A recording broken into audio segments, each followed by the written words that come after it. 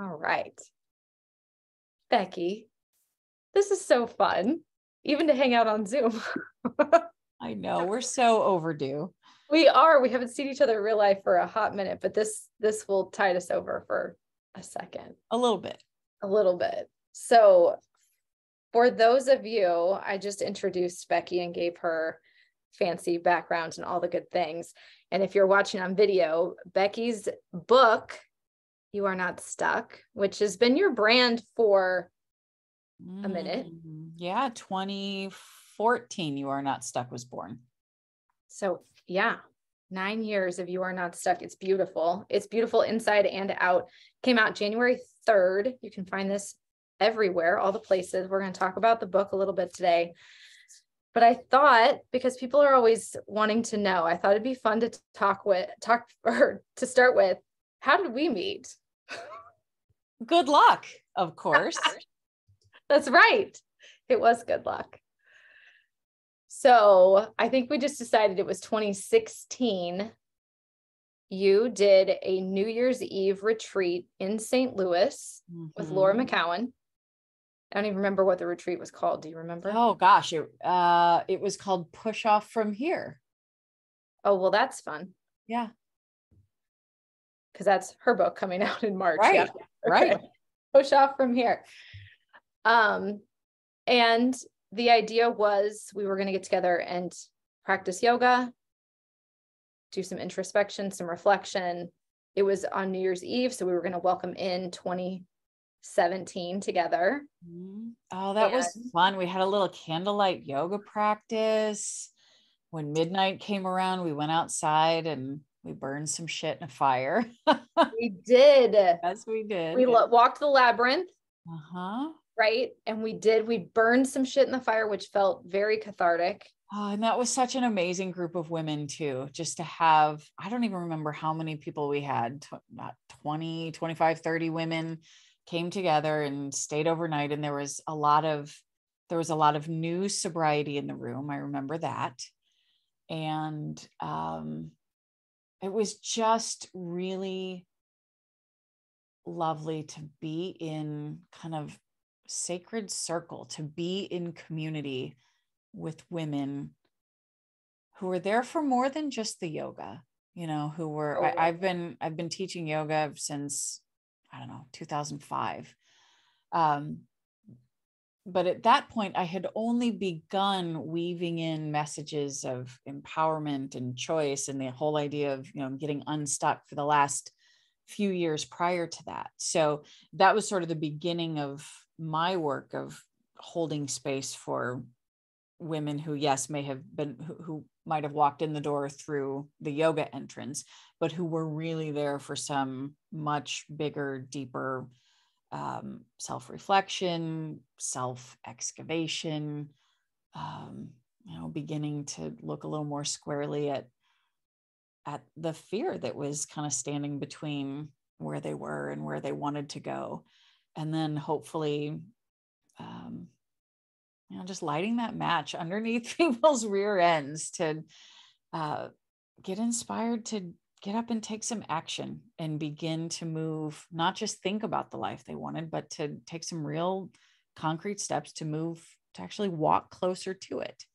So yeah, that was that. I have very, very fond memories of that retreat, and not just because you were there, but because it really, I don't know, I feel like in many ways I'm still in touch with many of the women who were there. And I feel like that night, that experience just touched off something in so many people that, still lives within them today. I agree. It was as an attendee and as somebody who, the message about the retreat and the workshop and what we would be up to was very clearly yoga and sobriety. And this, I was not yet sober. My coach, Meadow, she had suggested to me at that point, probably 4 or 5 years before that maybe I should quit drinking, which sounded totally random to me. That clearly has nothing to do with anything I'm struggling with. No. Yeah, why would I do that? Right. It just sounded like she was like, maybe you should just wear pink slippers from now on. I was like, that has nothing to do with anything, Meadow, obviously. And that night, and I don't know if you know this, I drank the night before and I drank the night after the retreat, but there were 36, 48 hours in there that I didn't. And I didn't really think about it in the sense that I was in a very sacred container. I was in a held space where that was just so outside of what we were up to. Yeah. That it didn't enter into the equation for that time, which was brand new for me. Mm-hmm. And sounds a little simple when we just sit here and talk about, but I can't tell you how profound it felt to me. And it took me a full year. So that was December 31st, 2016. The day I quit drinking, which was 5 years ago now, was December 31st, 2017. And I say that first of all, because yay. Well, double yay with some exclamation points on it. Right. But also because anybody who's on the path of, and this could be about drinking, this could be about food, this could be about money, this could be about relationships, work. You name it. You name it, right? Getting outside to breathe, whatever it is. Just because it doesn't look the way that we think, like quitting drinking means you don't drink. I was so far down the path by that point. Mm-hmm. And I was still drinking, but I was doing it. It's an and both all kind of situation. Mm-hmm. So I guess technically, yes, it took me another year, but I turned a huge corner that night at that retreat. Yeah. I don't know how much longer it would have taken me without that retreat. So that was a fun night. It was a very fun night. And I think you hit on something really important when you talk about just how gradual change can be, and how, I think sometimes we underestimate the power of planting a seed. Yeah. We tend to think that, big, bold choices get made, poof, in one instant or in one lightning strike of inspiration or courage. But really what happens is, we drop seeds. They get planted, they get watered, they get nurtured, and eventually something takes root within us, whether it's a new understanding or whether it's a newfound clarity or a courage that maybe feels brand new to us. That takes root, and all of a sudden it becomes evident. But what we fail to remember is that we've been cultivating that for a long time in lots of different ways, just nurturing a little bit here, a little bit there, until the time was right to emerge sort of, powerful and with conviction.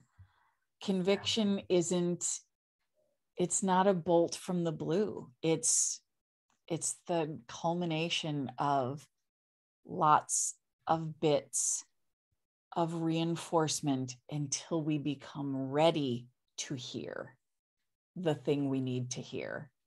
And then it's magic. Yeah. And then it's magic, right? It's a million tiny decisions. It's not a one shot. Right. So whether it's emotions, whether it's something kind of tangible that you can get your hands on, like food or alcohol or shopping, whether it's just like this internal felt sense, this inner emotional landscape of showing up as the person you actually want to be in the world. Mm-hmm. It's like, we're all doing it. Mm-hmm. Right? The roots are riotous under there. It's just slow. It's just slow. The realization that we need to change comes on slowly, but then so does change itself. The saying that big ships turn slowly. If you think about how long over however many years we have wound ourselves up into a particular frame of mind or state of being, well, it takes an awful long time to unwind that with grace. It's never like flipping on a light switch or flipping it off. So one of the things that I try to remember it myself, but I really try to remember it and share it with anybody who's at maybe an early stage of change, is just to have the grace and the patience to allow the big ship to turn slowly. Yes. And you talk a lot in your book about, there's a lot of yoga philosophy and a lot of tenets and guidelines that we talk about in the yoga world. And one that I return to a lot is that tapas, right? Like keep the heat on. It's not going to happen instantaneously. Nothing worthwhile is a one shot. But if we can keep the heat on, and it's not about perfection either. Oh no. What right? The path is not linear. No, perfection doesn't exist. No.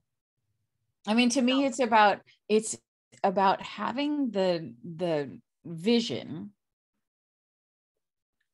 the idea of where you want to walk, even if it's a general idea, but then having the dedication to that vision and taking itty bitty, teeny tiny steps in the general direction of where you want to go is progress. And it's all about progress, right? And sometimes on the path, you may step to the side. You may decide to go a different direction. You may do a total 180. It's all okay as long as those changes in direction, those course corrections are based on what you truly, truly desire, and not kind of an acquiescence to fear or an acquiescence to the voices of, I like to call other people, capital O, capital P, right? Like that's kind of a dirty word to me, other people. Or the they, right? What are they going to say? What them, are they think? Mm-hmm. Right? Right? Okay, I'm going to read you to you because this is fun. Oh, okay. This is like right off in the book. And this is close to what we're talking about too. People see clearly the need to shift something big in their lives. In fact, many of them know, this is the one that got me. Many of them know precisely what needs to change. But one powerful force keeps them from initiating it: a perceived lack of license, an absence of agency, a poverty of permission. Right? So I think this goes into it too of, I don't know that many of us are all that shocked at what we want or what needs to change. We know. It's a little gobsmacking to me how many layers of other people, cultural conditioning, parents, caregivers, teachers, mentors, beliefs, structures, society, groups, organizations, communities, whatever. It's like how many layers of that we have to dig down into. It's no wonder people give up on this work. I get it. Oh yeah, before we even start, right? And so what you were talking about there, I pulled out a phrase to sort of encapsulate what you just said, and I call that the empowerment gap. And that came from the idea that people know what needs to change, and yet they don't feel like they've got the permission to make the change. That's not just a theory. I've got some numbers associated with that. Several years ago, I put some research in the field and asked people those very questions. And the way the numbers came back, I'll just ballpark it here. Roughly 6 out of 10 people knew that they needed to change something. And then roughly 4 out of 10 people said they were ready to change. But then you go and you ask, okay, how many of you feel empowered to change? How many of you feel as though you have that agency, that permission? That number went down to 14%. And so it's within that gap where we stop before we even begin. Now, I will say, if there's any silver lining to what we've experienced with COVID over the last 3 years, I did put that survey back out in the field in 2021. So about a year and a half into COVID, and asking that same question. I was so happy to see that the number of people who said they felt empowered, it really skyrocketed. I mean, it was 2-3 times the initial number, which shows me, as people are faced with, as we've been faced with the idea that time is finite, and as we've seen that we do have to make some choices in life, not always popular ones, but sometimes necessary ones, that we as a society, we as a collective, especially women, are starting to feel a greater sense of empowerment to actually make those choices. Yes. That's heartening to me. I could not agree with you more. And, around here, we talk a lot about anxiety. This being Transforming Anxiety podcast. And what I think is interesting too, this empowerment gap, there's this chasm, right, between the knowing and the doing. Right? We know, it's like you said, people know that either something has to change. And it's fascinating to me how many people know exactly what needs to change. They know exactly what they want, right? But the chasm between the knowing of that and then all of the well, someday, wouldn't it be nice if, I wish I could, all of that. When the kids are grown up, if I win the lottery. All of that, right? That goes between the knowing and the doing. And I have a couple hunches about anxiety. One of them is that this is one of the ripest breeding grounds for it, is when we know something that we're not doing and trying to live with that, right? This is trying to connect some dots that don't connect. Amen. 1,000,000%. There's something that I spend some time with in the book. And in fact, I actually commissioned a great artist to make an illustration about it, because I wanted to package this in such a way that people could just understand at a glance this concept between all of the tension that exists between what we want to do versus what we think we should do. That space in there that you're describing, that space of inaction, right? Where we recognize that the life we want is completely unaligned with the life we're living.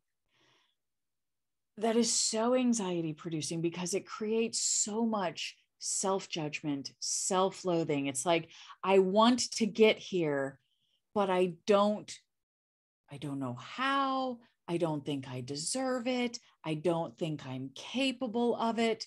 Oh, and by the way, here are the voices of other people, capital O, capital P, chirping in my ear with all of their expectations. And my God, the other people are so free with their opinions. And all it does is create this awful mess of tension and angst and anxiety. And for some of us, it is absolutely paralyzing. In my experience, and I think you can speak to this too, Kelly, to try to unravel that place of anxiety. I mean, it's like imagine like the little thought bubble over your head that's just filled with like, all of the exclamation points and the money signs and the @ sign and the dollar sign. It's like your brain is just screaming and cursing. The antidote to that is to get really clear in what you value and why you value it, in order to create that picture of what it is you want to walk toward, baby step by baby step. So Yeah. I spend an awful lot of time in the book, and I mean, every day, talking about values. And I know people are like, oh God, not values, not again. I don't want to talk about values anymore. It's really the crux of what guides us, if we're being guided by the right thing. Okay, so let me read you to you again. It's like you and we didn't really prep for this. I'm like, I know Becky. I love Becky. This will be fine. So this I is love great. that you're reading me to me. Yeah. Okay. Of course I am. This was one of the other things I had flagged though to talk about today, which is under the heading, what are your values? If there's one thing I wish someone had told me when I was younger, it's that lines are not meant to be towed. They are meant to be moved and redrawn and colored in and erased until they suit you. And you can do that as many times as you like. They're your lines, after all. Yeah. Right? So when you talk about values, and I know what you mean, people's eyes are like, bah, like goals, values, like no more. Mm-hmm. This is it though. They're your lines. Right? So and we forget that, because in a lot of situations, it's almost like they never belonged to us to begin with. Our values, it's, we're born into a family of origin, and right away we're born into somebody else's value system, right? We didn't come out of the chute with our own sense of values. We're essentially handed a set of someone else's values and told this is how we live. And then, we grow up, we head to school. Maybe it's a public school. Maybe it's a fancy, prestigious private academic institution. Maybe it's a religious school. You name it, we walk in the door, we're handed another set of values, whether they're spoken or unspoken, written or unwritten. They exist, and we are expected to comply. And then we get a little older. Let's say we enter the workforce. Anywhere from my first job was at Pizza Hut to my last job was, a high-ranking person in corporate America. Regardless of where we're working, we're handed another set of values. Again, written or unwritten, spoken or unspoken, and we're told this is how we do it here. And then let's say we meet somebody, we partner up, decide, hey, let's do this life thing together. Well, that person has a set of values that stretches all the way back to their family of origin and everything that they've accumulated over time. And so maybe you adopt those, you blend those, you do something with those, but you're not immune to them. And then all of a sudden, maybe you're 30, 40, 50, 60 years old. And all of a sudden you're asking the question, but wait, what do I stand for? What is my North Star? And what is my North Star now? Not what I was handed when I was 15 or 25. Yes. What do I believe in now? What do I want my life to be like now? And I think we just don't stop and ask ourselves those questions nearly as often as we should. And you hit on something else important here, which is the fluidity of our North Stars. It's going to change. If let's assume for a second that we're some magical unicorn that had the wherewithal to inquire and get curious about what our North Star was early in life. Many, many, many of us don't, because we're still following the path that was laid out and just executing the steps. We're just jumping through the hoops that society and school and parents set forth. But let's assume for a moment that it's somewhere along that way we had checked in with our North Star. Does this fit? Do I like this major? Do I like this work? Do I like these people? Does any of this working for me? What suits? I mean, your North Star in your 20s and your 30s and your 40s, this is going to adjust for different versions of you, for different situations in your life. You're going to learn and grow. And there's going to be part of your North Star that falls away and another part that comes on board. And so there's a fluidity with all of it. It's evolution. It is just evolution. And if our values are not evolving along with our life experience, we're in trouble. Right. We're losing the plot, right? If that's not a constant evolution, it should become more and more and more, not less and less, which I think is exciting. I don't want people to hear this as, I think sometimes people mistake this as something else to do because we're such a to-do list, task, achievement oriented culture. Truly, what's the alternative to this? I like to think of it as it's permission to change as we grow. It's an opportunity to be in alignment with ourselves as we grow, but we don't know, alignment with what, unless we're checking in and asking those questions. And then I think the other thing that it's incumbent on us to do, and this is something that can go on somebody's to-do list because it's an exercise worth doing, but to get real honest about how we're prioritizing all of our resources that go into living out our values, right? How do we prioritize our time? How do we prioritize our attention or our intention? How do we prioritize spending our money, right? And if I encourage people to do this, there's actually an exercise in the book that encourages people to just sort of stop for a minute and sketch out how you would prioritize those resources if you were really living in alignment with your values of today, right? Not yesterday, not somebody else's values, but if you are in alignment with your values of today, how would you prioritize your time, money, attention, etc.? And then to sort of put that up against how you actually are living out your priorities. Yes. Right? What is getting your time? So here's a great example. I might, let's say, you and I have sobriety in common. I'm coming up next month. I'm celebrating 9 years sober. Yay. Yay. Let's say that I really value my sobriety. But if you look at the way I'm actually spending my time, if I'm not making any time to do the things I know that keep me sober, then I'm not actually prioritizing it. I'm just paying lip service to it. So the way that I know I'm prioritizing my value, the way I know I'm living out my value of being sober is that I'm making time to have conversations with other sober people.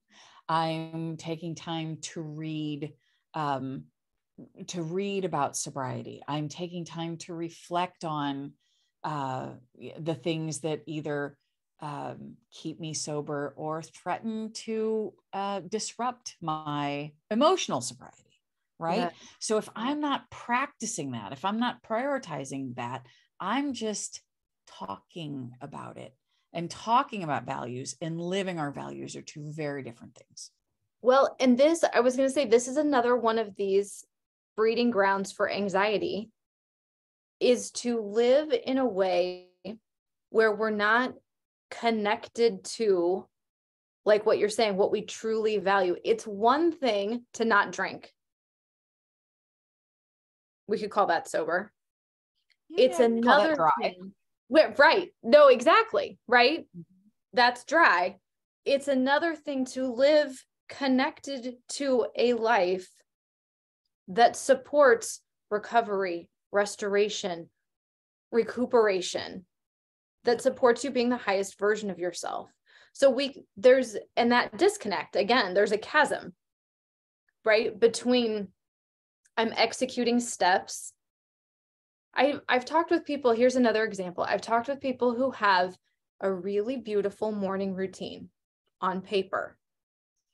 If you were a fly on the wall, it would look good because they get up and they maybe they meditate, maybe they journal, maybe they read a little bit of something, maybe they have a cup of tea, maybe they just kind of sit quietly, maybe they go outside. Doesn't that sound lovely?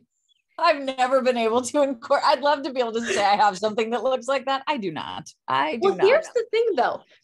If you're doing all of those things and all you're thinking about is all the shit you need to get done that day, or you're looking at all the dust bunnies along the floorboards, or you're feeling that what we were talking about earlier, that total disconnect between who you want to be and how your day is going to go.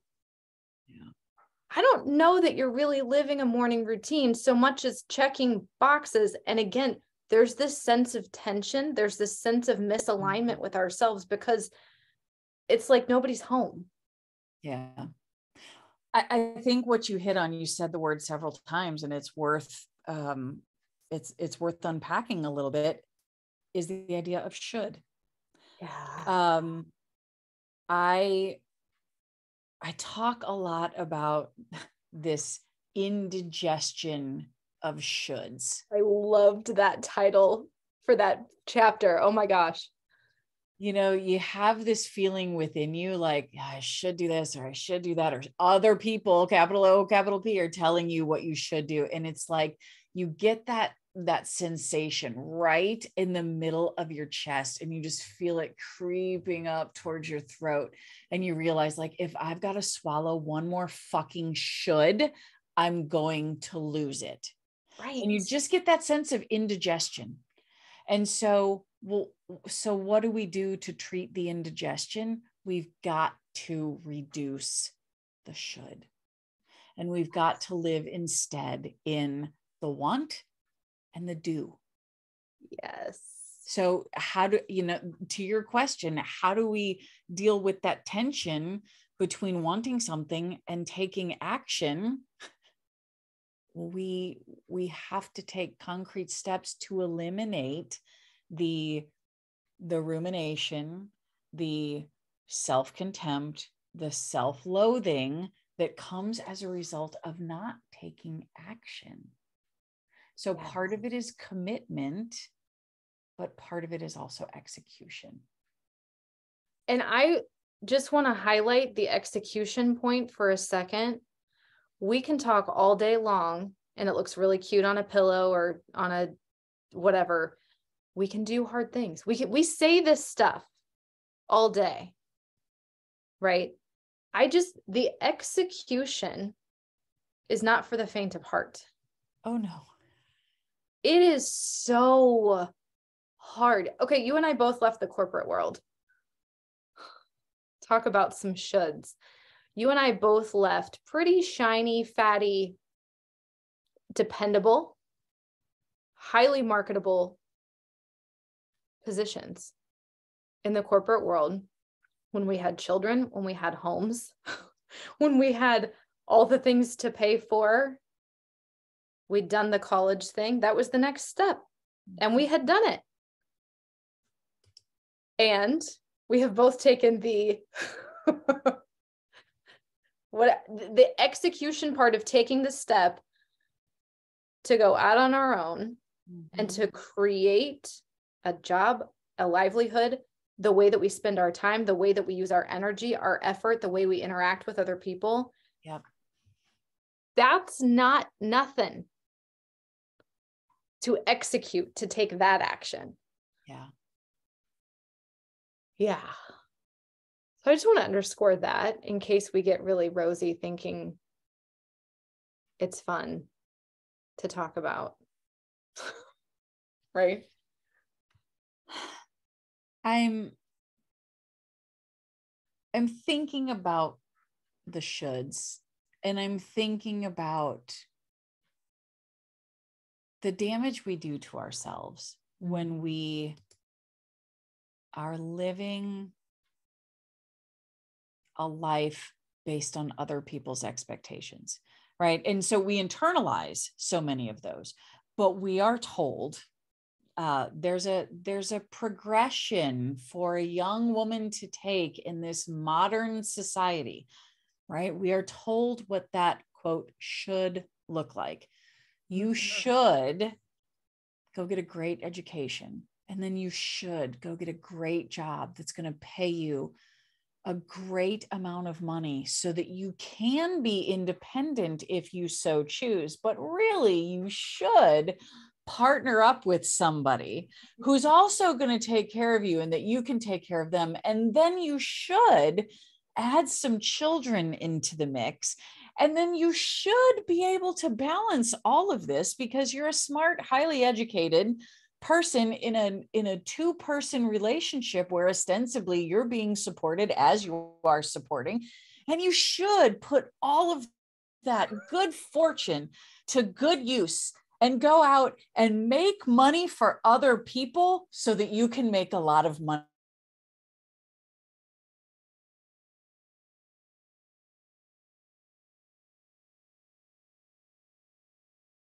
for yourself. And at the same time, you all of your friendships and you should your mind in really good health, in good shape. And you should be involved actively in your community and in philanthropy, in your kids' schools, and you should smile while you're doing it all. Seize the day, right? Right? Do you remember the old piece from Glennon where she talked about Kairos time? Yes. And, when having the kid having the meltdown in the grocery store and an older woman looking at her lovingly and saying, "Oh, you really should enjoy every minute of this." And she's like, "Do you really think that somebody's saying this to Craig? Carpe diem, Craig, or enjoy all of this, Craig." Nobody shoulds on men the way they should on women. Yes.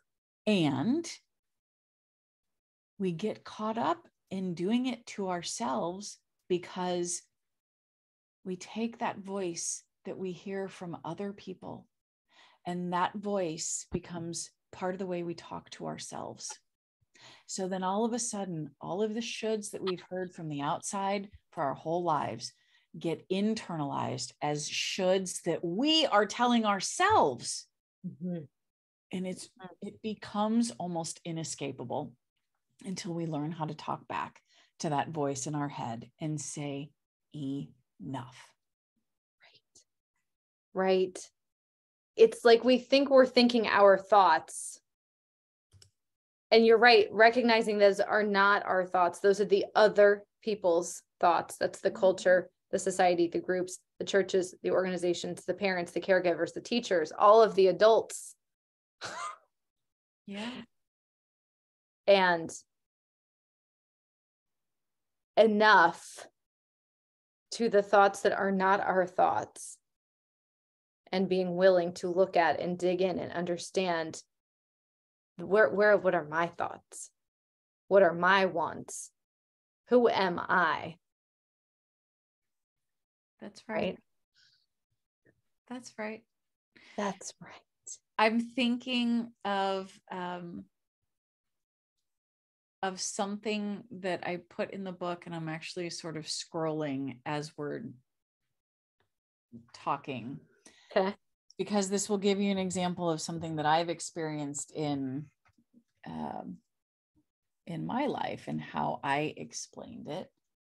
Hold on.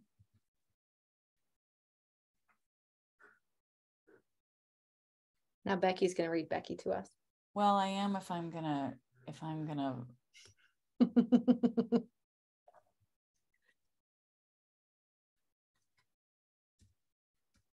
oh goodness, why does that? Aha. So about how many years ago would this have been? I don't know, 8 years or so ago. when I was still married to my ex-husband, like our marriage just kind of imploded. And it took me a very long time to recognize, well, not to recognize, but to come to the decision. I wrestled for quite a long time. Should I stay? Should I go? And can I read you 2 paragraphs that will just put this into a better context than I could riff off the top of my head? I think I know what you're going to say. Yes, please.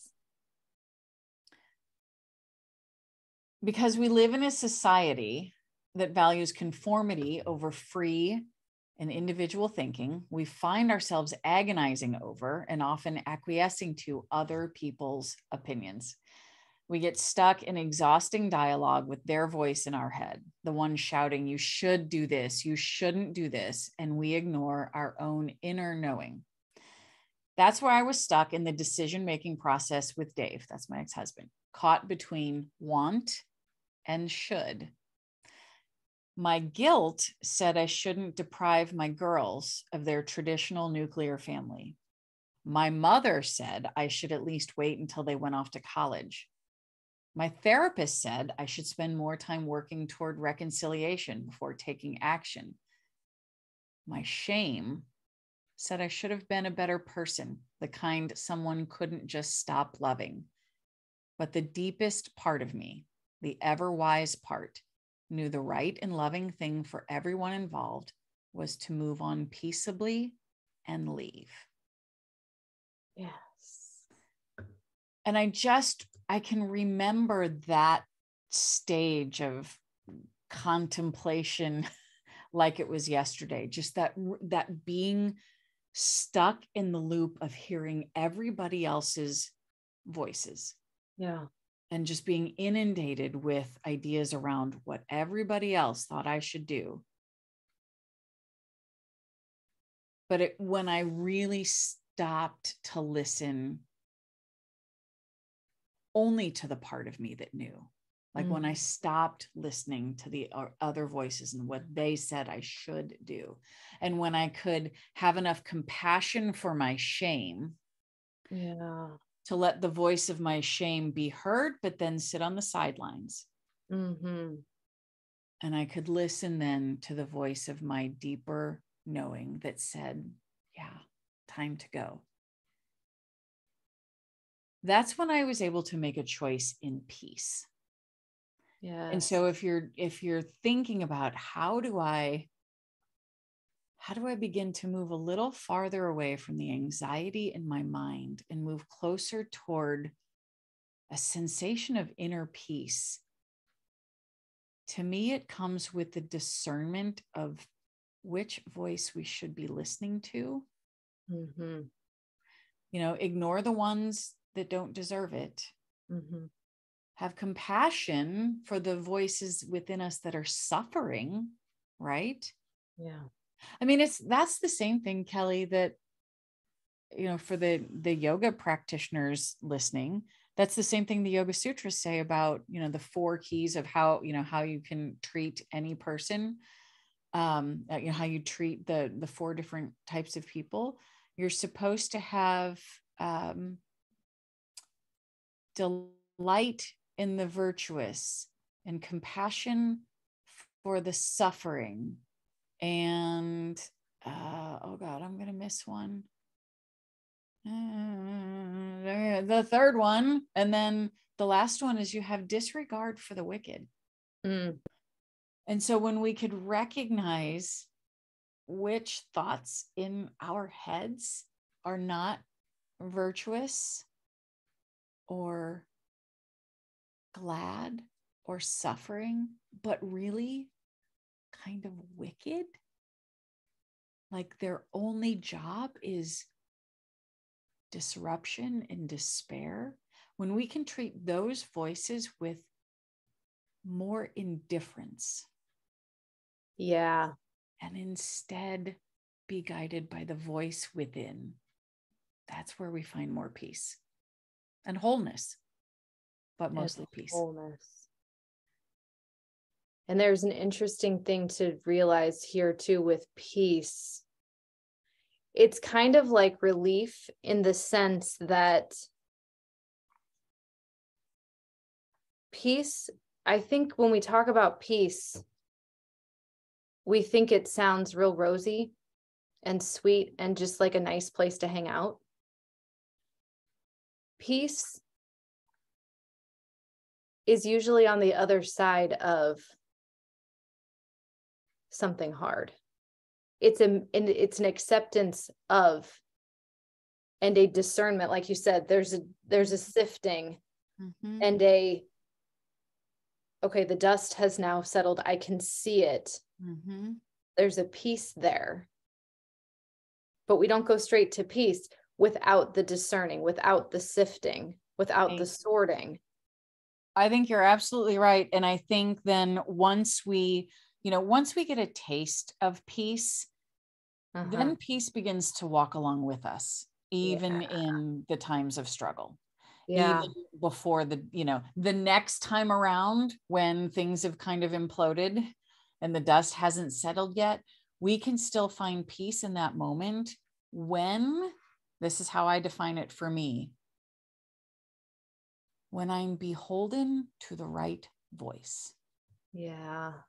When I'm in alignment with the right voice, not the voice of other people, not the voice of my fear, not the voice, the internalized voice of shoulds, but when I know that I am acting in accordance with my deeper self, myself with a capital S, the one I call my stardust self, or my divine self.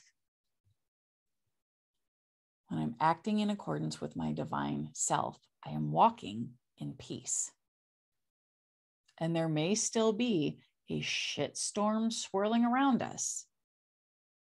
But when we walk in peace, when we walk in clarity, when we walk in alignment, we suffer so much less. Yes. Yes.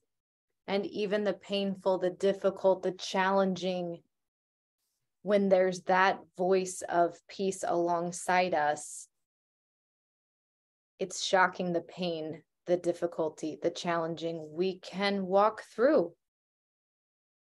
because we don't suffer. It's fortitude. We think of peace, like you said, we think of it as, a rosiness, a nice place to visit. To me, peace is strength. Right. Peace is fortitude. Right. And it's, I think this kind of work sometimes gets kind of cast aside as like a luxury or nice to have, or sounds, fun or kind of indulgent. And no, it's a must. Yes. It's essential in that it is our essence. Yes. It's a must have. And for anybody who thinks, I always love when somebody is like, oh, that's cute. Like, you do yoga and meditate and practice mindfulness, and that sounds sweet. I'm like, you have no idea.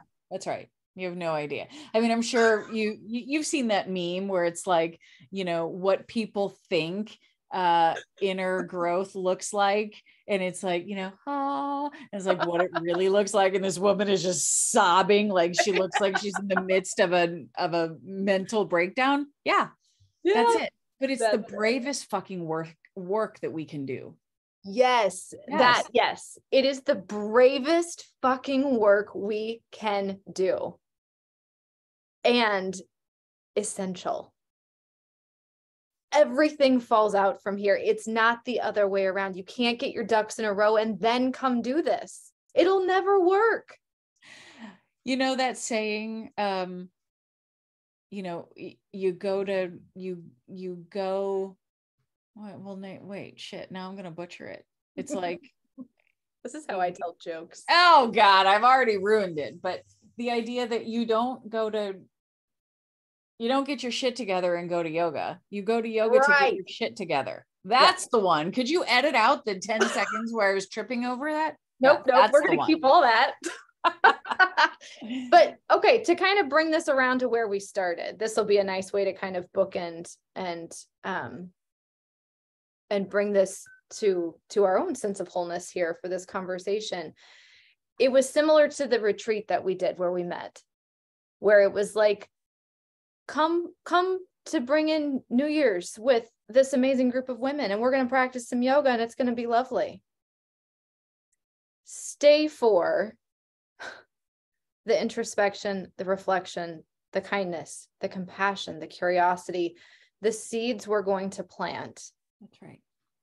The support, the belief. There was a sense too of like this belief, I hold this vision of you. I know exactly where you're headed. You knew that. I got the sense when, I mean, you and I had this like one-off conversation. I don't know if you remember, you were like, you have great hair. That was Becky's pickup line for me. You have great hair. Did I lie? No. I love you. Which was code for, how you doing? I see that you're about to undergo some real radical change, and come take my hand. I want to sit with you while you do it. There we go. Because you're fucking amazing and you're worth it. So to anybody who's feeling like, yes, I feel stuck. Yes, I wish I could change. But the sad truth deep within is that I don't feel that I'm worthy of it. I don't feel that I'm deserving of it. I don't feel that I should rock the boat. I just sort of feel like I should just shut up and be grateful for what I have. Yes, I see you. And you are worthy of the life you want. You are worthy of the most beautiful life you could dream for yourself. You deserve every happiness you want. You deserve fulfillment. You deserve joy. You deserve peace. You deserve wholeness. You deserve freedom. That's what this is all about, is finding what freedom looks like for each one of us, and then having the bones to chase it. Yes. Becky. Yes. Thank you so much for being here today with us. Your whole book, if you loved this conversation and love Becky, the whole book, okay, so it's called, I don't know if I said the whole title, You Are Not Stuck, subtitle, How Soul-Guided Choices Transform Fear into Freedom. The whole book reads like this beautiful conversation with Becky. I'm so lucky to know you, so I could just hear you talking in my ear the whole time I was reading it. It's absolutely beautiful. It's super accessible and kind of like hard as shit, just what we talked about. There's nothing fluffy or fun about it. And there's a little bit fun about it. Well, there was a sentence that you used, God, tits, and oatmeal in one sentence, which so it's super fun. And if you're going to integrate it, if you're going to live this and execute this, not all fun, but essential. And worth it. Worth it because you're worth it. Yeah. That's right. I loved talking with you. Thank you so much. I love anytime I get to talk with you. Thank you so much for being here. Thank you for spending time with the Transforming Anxiety community. I know they will love this conversation. And Becky does check out her website, youarenotstuck.com. Yeah. You have actually, tell them about the circle. Tell them about your offerings. Oh my goodness, my offerings. So Get the book. teach. I've been teaching the principles that are discussed in the book for years now, and mostly the way I do it is through a yoga based, movement based experience.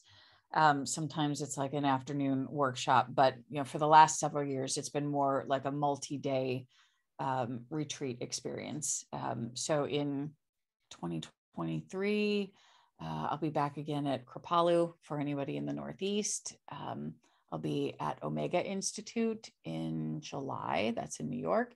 And I'll be back at the Art of Living Institute. That's in North Carolina. And my God, so beautiful. I was there last year, right as the fall leaves were at their peak color. And I'll be back again that same weekend in 2023. So highly recommend. So in-person kind of retreats and workshops is one way to keep this, to dive into this. A much easier way to be part of the conversation is through just a weekly Zoom call that I host. It's called The Circle. Every Wednesday at noon Eastern, 11 Central, 9 a.m. on the West Coast. We gather for an hour. There are people from all over, and it's amazing. We just gather and we talk about a lot of these principles around empowerment and choice and personal development and sobriety and emotional sobriety. Yesterday's conversation was all about what do we do when we want to stop confusing self-abandonment with acceptance? And what does, kind of wholehearted empowerment look like?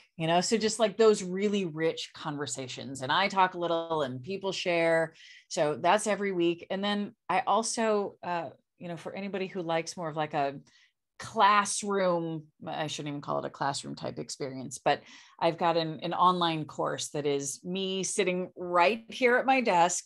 It's a 6-session online course that gives you lots of reflection prompts and time to excavate a little bit. And it's an ongoing conversation that you can take at your own pace. And that's called Resolution, also on the website. Yeah. And on social media, I drop in Instagram and Facebook just with, I don't know, thoughts, reflections, questions, homework, observation, bad jokes. Yeah. Update on my kids, you name it. It's there on social. Yeah. You want to up level your Instagram algorithm. Follow Becky at You Are Not Stuck. Because you can train your algorithm to show you amazing things. And Becky is an amazing place to hang out on social media. Not everywhere is, and you can introduce that on purpose. Oh my God. My social media algorithm, my Instagram feed is nothing but like border collies herding sheep and funny kittens and like self-help wisdom. So yeah, you can definitely train it. You can train it, and Becky is a good way to interact with Instagram. I am here to tell you, I can attest to that. Yeah. Becky, thank you so much for being here. I just love you. And I can't wait to see you again soon. We were just saying we're overdue for a trip, so we'll figure that out. Yeah. Okay. Thank you for having me. Yes.